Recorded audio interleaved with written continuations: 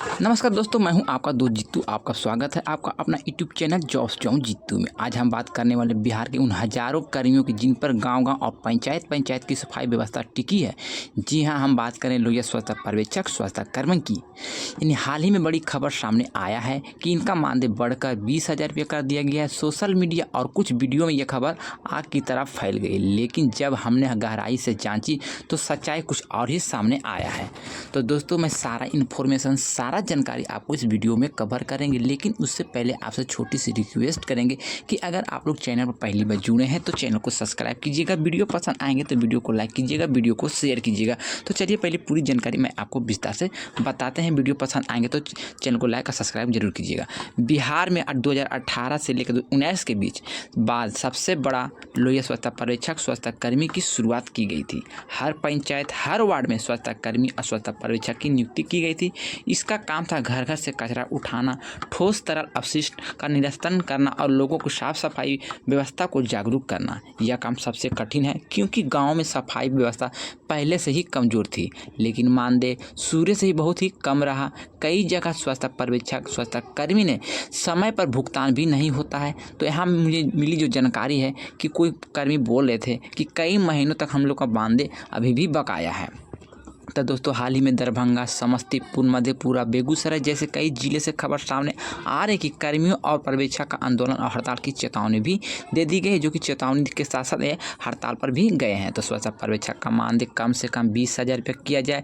स्वच्छता कर्मी का न्यूनतम वेतन कम से कम 12 से 15,000 रुपये प्रतिमाह किया जाए। भुगतान में होने वाली देरी को खत्म किया जाए। इसकी सेवा का नियमित किया जाए ताकि बार बार अंशकालिक या संविदा का तगमा न लगाना पड़े। 60 वर्षों तक सेवा का सुनिश्चित काल किया जाए। दोस्तों, यह सिर्फ मांग नहीं, कागज़ पर नहीं, बल्कि पटना से आवाज़ निकल कर आ रही है, जो कि मैं आपको यहाँ पर धरना प्रदर्शन का फोटो भी आपको यहाँ पे फ्लैश करके दिखा रहे हैं। बहुत सारे यहाँ पे कर्मी वहाँ पर पहुँचे हुए हैं जो अपनी मांग को लेकर सरकार पर ये दबाव बना रहे हैं। क्योंकि दोस्तों, पटना तक आवाज़ पहुंचाने के लिए हज़ारों कर्मी धरना प्रदर्शन और रैली भी कर चुके हैं। अब सवाल उठता है कि क्या सच में मानदेय बढ़ेगा? तो सोशल मीडिया पर कई पोस्ट और वीडियो भी वायरल हुआ है जिसमें कहा गया कि अब पर्यवेक्षक को 20,000 और कर्मियों का मानदेय 12 से 15,000 मिलेंगे। लेकिन जब हमने आधिकारिक स्रोत खंगाले तो ना तो पंचायती विभाग के वेबसाइट पर और ना ही राजपत्र यानी गैजेट में ऐसी कोई अधिसूचना मिली।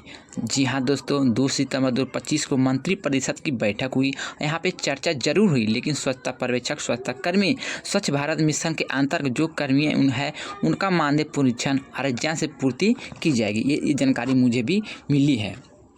यानी सरकार ने मानदेय बढ़ाने पर विचार किया है, लेकिन आदेश अभी तक जारी नहीं हुआ है। यानी सरकार ने इस बात पर सहमति बना चुकी है कि इन सभी का मानदेय तो बढ़ाएंगे, लेकिन इसके लिए कोई ऑफिशियल लेटर या कोई ऑफिशियल जानकारी नहीं है। अब सोचिए, जब मंत्रिपरिषद पर इतना बड़ा चर्चा हो रही है, इसका मतलब साफ है कि सरकार दबाव में है। विधानसभा में विपक्ष ने इस मुद्दे को भी उठाया है।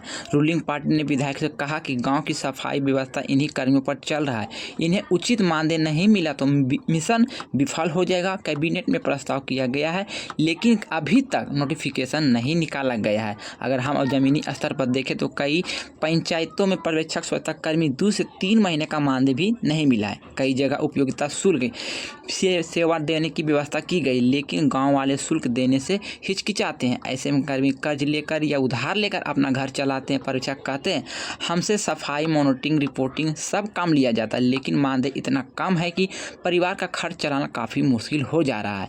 जब हमने कर्मियों से बात की तो उनकी भावनाएं कुछ इस तरह से मुझे प्राप्त हुआ।